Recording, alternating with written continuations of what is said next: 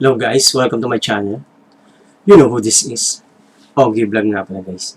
Ngayon, ang ituturo ko sa inyo, paano nga ba maglagay or magpalit ng thumbnail sa Facebook video na nakikita nyo lagi sa Facebook. So ngayon guys, buksan natin yung page or yung aking Facebook.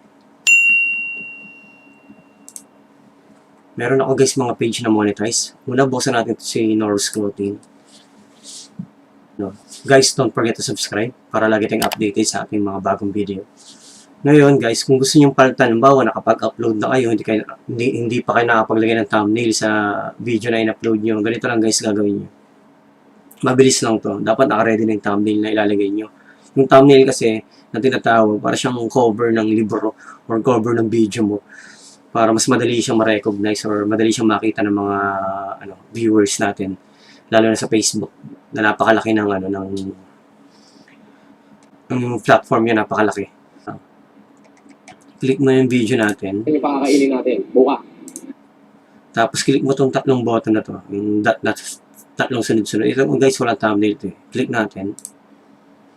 Edit mo yung video. Tapos click mo itong thumbnail mo. Yan. Tapos nakita mo dyan. Guys, pwede kang mamili kung may nagustuhan ka talaga doon sa video mo. Ayan.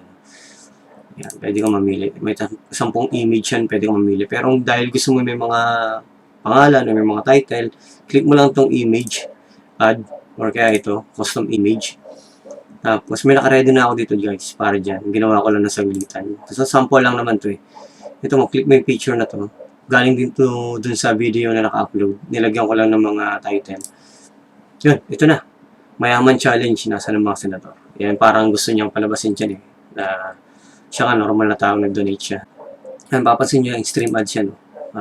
Binabayaran tayo. Kaso ngayon, dahil lockdown din sa US, hindi sila nakapag-review ng mga video. Kaya walang namamonetize ngayon. Ang namamonetize yung mga dati pa. So, okay lang yun. So, ganun lang. Pagkalagay mo ng thumbnail, pwede mo na siyang i-save. Okay? Save natin guys, para makita nyo. Lipat ko lang yung camera ko. Yan. Save.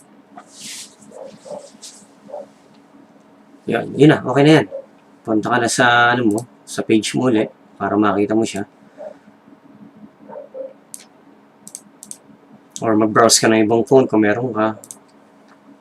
Norris Clothing. Yan. Makapansin natin kung napalitan ba yung thumbnail ng ating video. Para sa madali siya makita ng mga viewers. Yan natin. Dandahanin natin. Pintahin natin. Kung nagbago nga ba. Ayun guys, nakita nyo, meron na siyang thumbnail. Yun. So, ganun lang kadali guys, kung paano magpalit ng thumbnail sa Facebook video na ina-upload natin sa Creator Studio. Paglalagay, ganun din. Pag nag-upload ka, ganun din siya. Okay? So, next video natin ituturo kung paano ba mag-upload ng video gamit ang Creator Studio. So, yun lang. Thank you for watching at sana may natutunan kayo guys. Bye-bye.